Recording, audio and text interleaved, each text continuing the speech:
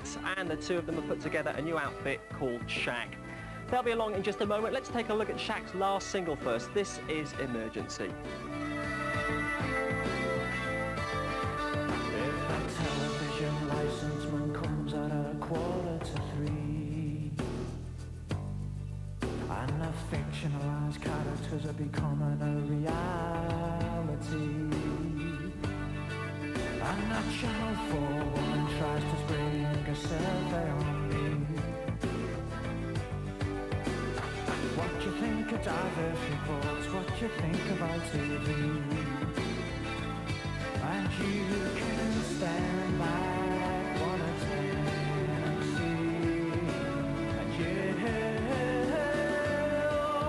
and it's getting to me, and if you walk 5 miles just to see, emergency only, and it's getting to me. If the TV detective van comes at 3:45 and you try and explain you were just on your way out the door, and the church or woman tries to spring a survey on me, what you think of Murray Coles, what you think of Billy Cosby, and you can stand back, wanna tell and see, and you should know better, and it's getting to me, and if you walk 5 miles just to see, emergency only, and it's getting to me. Think of yourself with an old age pension, scares the hell out of me, not to mention genocide, homicide, five-a-side, suicide, matricide, pesticide, motorbike will be tied. Oh,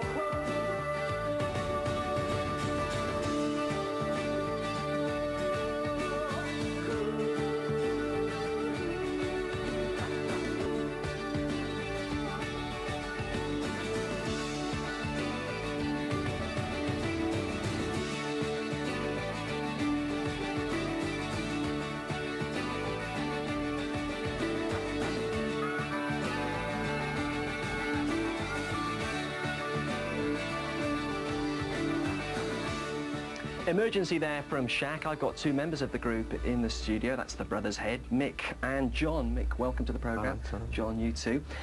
Of course, the group sprung from the Pale Fountains. You were with them. It all ended in tears, though, slightly. What actually happened, Mick? I think our connection with Virgin Records sort of, you know, it went on a bit too long, and the band sort of lost interest, you know, because it was, don't know, they didn't think it was going to be like that, you know, so many different departments and all that. We just wanted to sort of things out ourselves and that. So we needed the time to think it over. And then the rest of the members of the band sort of wanted their individual things, you know, had different things to do, and you know, we just decided to do Shack with different members and do different songs anyway, really. The Pale Fountains, John, were tipped for very big things at one stage. I remember the early singles were very well received. Was that a bit of a pressure on the band in the end, do you think, to keep coming up with the goods? Yeah, I think it'd be pressure on anyone, like, you know what I mean? Because the way it was just like, it was just from nothing, like, and then it was dead big, like, also, it was said it was dead big, like, just like anything to come up to that, like, been well hard, like, you know, it's well, loads of pressure, like. But that was then, this is now. We've got Shack on the road, of course. What's going to make it different this time round for you, do you think, Mick? I think the songs are better now. I think there's a better balance between the lyric and the music. Whereas we were just starting off with the Paleys, you know, realising that we could do songs and that, you know, and I think the band live as well is totally different. It's the songs that we do now are sort of like we can do them live, whereas with the Paleys we were taking the music to the extremes, and then we couldn't really recreate it live. So, and you feel more comfortable when you can, you can do it. So. Well, we'll see how comfortable you feel right now, because we're going to take a look at the new single. This is Shaq and High Rise, Low Life.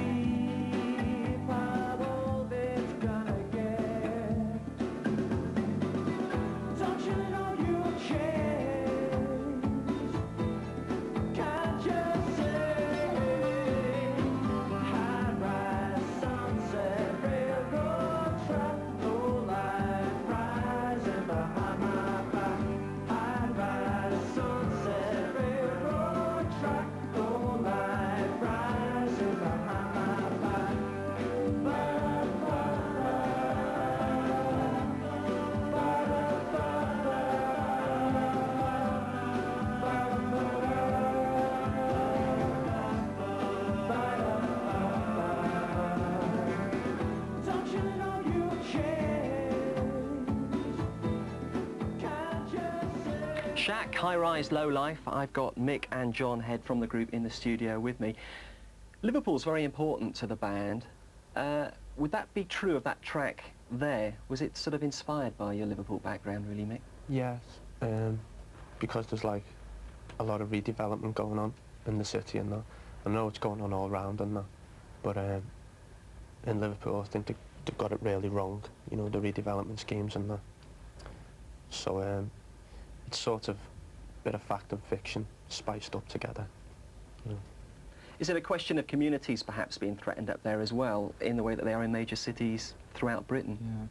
Yeah, really badly as well.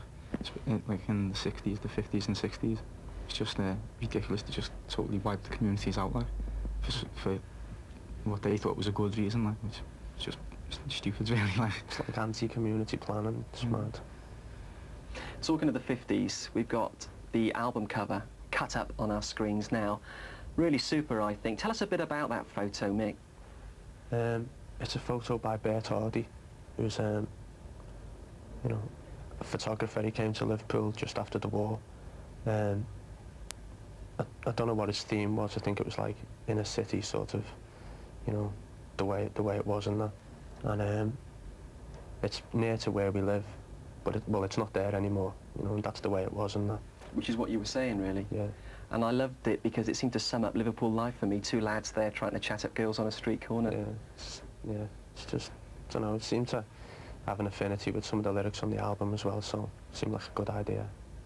Great. Well, listen, boys, thanks very much for coming in. We wish you luck with it all. I was sorry to see the Pale Fountains go, I must say, but it's nice that you've got it back together with a new group. Shaq, and that was the new album. You saw the cover there.